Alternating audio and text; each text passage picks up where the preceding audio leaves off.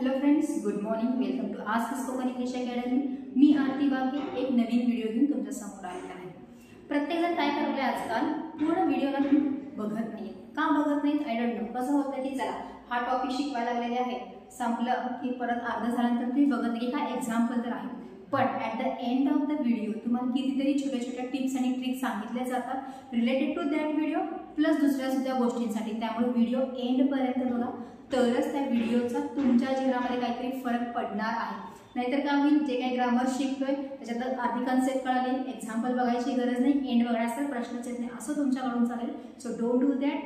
Watch the video full, पूर्ण बघा, मग तुम्हाला टिप्स आणि tricks related to that video कळतील. सो आज आपण शिकणार आहे रिफ्लेक्सिव्ह प्रोनाउन म्हणजे परावर्ती सर्वनाम. आता रिफ्लेक्सिव्ह म्हणजे काय, ते रिफ्लेक्स करतात. ते म्हणजे कोण, जे वाक्यामध्ये सर्वनाम आहे, ओनली फॉर द प्रोनाउन्स.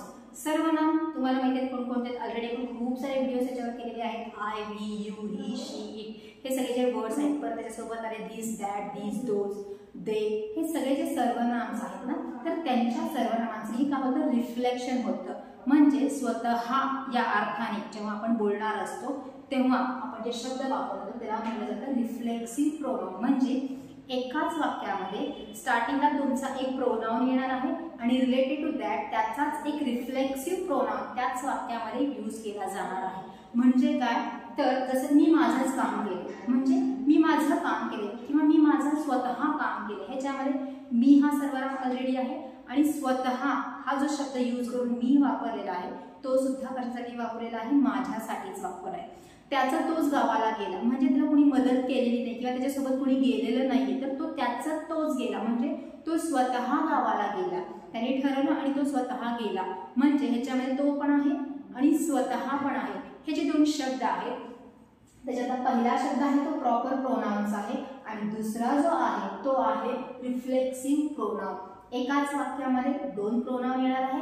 एक आपला प्रोनाउन जो आपल्याला सगळ्यांना माहिती आहे आणि त्याच्याशी रिलेटेड असलेलाच दुसरा सर्वनाम त्या वाक्यामध्ये येणार आहे.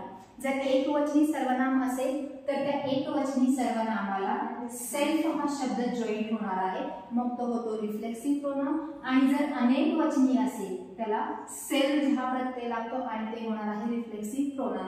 फॉर एक्झाम्पल, आय एक वचन आहे, त्याच्यानंतर ना ही एक वचन आहे, शी एक वचन आहे, इट एक वचन आहे आणि यू सुद्धा एक वचन आहे. ह्यांच्या समोर आपल्याला काय वापरावं लागणार आहे, सेल्फ. आयचं होणार आहे माय सेल्फ, हीचं होणार आहे हिमसेल्फ, शीचं होणार आहे हर सेल्फ, इटचं होणार आहे इट सेल्फ आणि यू एक वचनीचं होणार आहे युअर सेल्फ.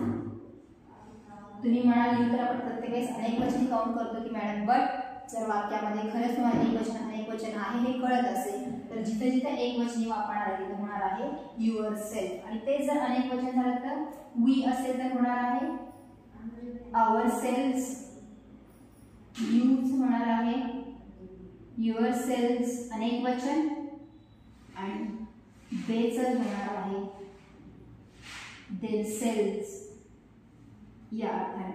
इवन कॉमनली जेव्हा आपण एखाद्या व्यक्तीबद्दल बोलत असतो तेव्हा आपण वन साठी येणार आहे वन सेल्फ, जो की एक वचन मध्ये येणार आहे.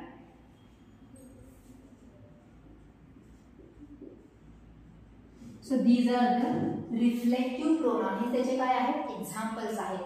आयच्या समोर सेल्फ लावलेला नाही, जसं आपण चेंज वाईज मध्ये आयचं मी होतं, त्याच्यानंतर ना हीचं हिम होतं वगैरे बघितलेलं आहे, त्या टाईप मध्येच आहे, पण डायरेक्टली आयच्या समोर आपण सेल्फ वापरलेला आहे. सो माय सेल्फ माझं मीच किंवा मी स्वतः, हिम सेल्फ त्याचं तो किंवा तो स्वतः, हर सेल्फ तिचं ती किंवा ती स्वतः, इट सेल्फ त्याचं ते किंवा ते स्वतः, युअर सेल्फ तुझं तू एक वचन किंवा तू स्वतः, वन सेल्फ एकटाच एकटा स्वतःच, वीचं होणार आहे आवर सेल्फ आमचं आम्ही किंवा आम्ही स्वतः, युअर सेल्फ अनेक वचनासाठी तुमचं तुम्ही किंवा तुमचं तुम्ही स्वतः आणि देम सेल्फ त्यांचं ते किंवा त्यांचं ते स्वतः, या अर्थाने हे वापरणार आहे.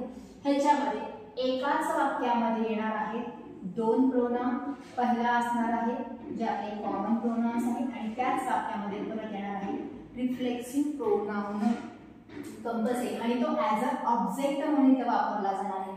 तो कुठे येणार आहे, ॲट द एंड म्हणजे क्रियापदाच्या नंतर तो येणार आहे ऑब्जेक्टच्या प्लेसला. आता हे कशासाठी वापरलं जातं मी 2-3 तुम्हाला उदाहरणं सांगितली आहेत इन मराठी. आता हे जर उदाहरण मला इंग्लिशमध्ये बघायचे झाले तर ते कोणते आहेत ते बघूया. लिहिल्यानंतर तुम्हाला कळेल की हा या वाक्यामध्ये हा प्रोनाउन आहे आणि हा रिफ्लेक्स आहे आणि त्याचं ते काय झालेलं आहे एक्झाम्पलचं ट्रान्सलेशन. म्हणजे तुम्हाला लगेचच कळेल की कशा प्रकारे आपण रिफ्लेक्सिव्ह प्रोनाउनचा वापर करत असतो. Now we will see some examples. Reflexive pronoun कशा प्रकारे वापरले जातात त्याचे सेंटेन्सेस बघूया. I completed all my work myself. ह्याच्यामध्ये आय हा आपला प्रोनाउन आहे आणि त्याचाच रिफ्लेक्सिव्ह प्रोनाउन वापरलेला आहे myself. I completed all work myself. मी सगळी कामं संपवले. माझं मी किंवा मी स्वतः सगळी कामं संपवले. ह्याच्यामध्ये मी आणि मी स्वतः या अर्थाने दोन्हीही वापरलेले आहेत. स्टार्टिंगला ॲज अ सब्जेक्ट म्हणून प्रोनाउन घेतलेला आहे आणि ॲज अ ऑब्जेक्ट म्हणून आपण घेतलेला आहे reflexive pronoun. We have enjoyed ourselves. आता इथं अवर सेल्व्स झालेलं आहे कारण वी अनेक वचन आहे आणि त्याचं अनेक वचन करत असताना आपण घेतलेलं आहे अवर सेल्व्स. आम्हीच एन्जॉय केलोय किंवा केलो आहोत. आम्ही किंवा आम्ही स्वतः या अर्थाने. They blamed themselves for being wrong. ते themselves त्यांचं ते किंवा ते स्वतःच रॉंग असल्यामुळे स्वतःला ब्लेम केली. स्वतः त्या अर्थाने. History repeats itself. हिस्ट्री हे काय आहे सब्जेक्ट इथे घेतलेला आहे आणि त्याच्यासाठी आपण इट हे सर्वनाम यूज करत असतो आणि इथे घेतलेला आहे इटसेल्फ एक वचन आहे. हिस्ट्री स्वतःच रिपीट होते स्वतः. You all are too young to go out ourselves. आता इथे you all आहे म्हणजेच काय अनेक वचने युक्त घेतलेला आहे. सो yourselves काय आहे अनेक वचन. तुम्ही अजून खूप लहान आहेत की तुम्ही स्वतः बाहेर जाऊ शकत नाही. Now it's your turn, do it yourself. आता इथं your turn तुझं तू कर. आता तुझी पाळी आहे तुझं तू कर. इथं you काय घेतलेला आहे एक वचन घेतलेलं आहे. One should be careful not to hurt oneself. एक माणूस किंवा एखादी व्यक्ती कुणा एका स्वतःला हर्ट करू नये किंवा हर्ट करताना केअरफुल असणं गरजेचं आहे किंवा असायला पाहिजे. वनचं झालं oneself. He painted the walls himself. तो स्वतः वॉल पेंट केला. ही himself त्याचं तो सगळ्या भिंती रंगवल्या किंवा त्याने स्वतःने सगळ्या भिंती रंगवल्या म्हणजे तो एकट्यानेच हे काम केलेलं आहे. Did she make the arrangements by herself? तिने स्वतः सगळे अरेंजमेंट केले का? She herself. तिचं किंवा तिने स्वतः या अर्थाने. आणि a selfie is a picture one takes of oneself. Selfie असं एक चित्र आहे जे एक माणूस स्वतः एकटा घेऊ शकतो. या प्रत्येक वाक्यामध्ये तुम्ही बघत असाल की दोन्हीकडे सुद्धा प्रोनाउन्स आहेत. हे आपले इन जनरलचे प्रोनाउन्स आहेत जे आपण कॉमनली यूज करत असतो सेंटेन्सेस करत असताना. ॲज अ सब्जेक्ट म्हणून वापरलेलं आहे आणि ॲज अ ऑब्जेक्ट म्हणून आपण रिफ्लेक्सिव्ह प्रोनाउन म्हणजेच myself ourselves themselves itself असं वापरलेलं आहे. जिथं जिथं एक वचनी कर्ता आहे प्रोनाउन आहे तिथे आपण सेल्फ हा प्रत्यय लावलेला आहे आणि जिथं अनेक वचन आहे तिथे आपण सेल्स हे यूज केलेलं आहे.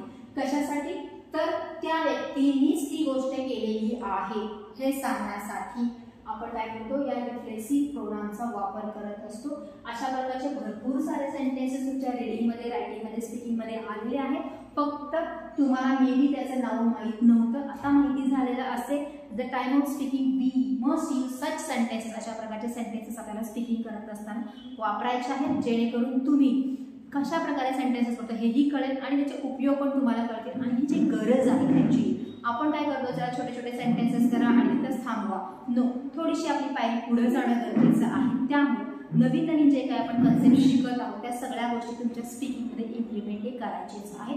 मग ते ग्रामरसाठी असू दे किंवा स्पीकिंगसाठी असू दे आपल्याला आपल्याला इंग्लिश परफेक्ट करायचंच आहे. सो अशा प्रकारचे व्हिडिओज दररोज तुमच्यासमोर मी घेऊन येत आहे. आवडत असेल तर नक्कीच लाईक करा शेअर करा आणि कमेंट करा म्हणजे मी तुम्हाला परत नवीन कोणते व्हिडिओ पाहिजे त्याचे व्हिडिओ करू शकते आणि तुम्हाला पाठवू शकते. Thanks for today. बाय.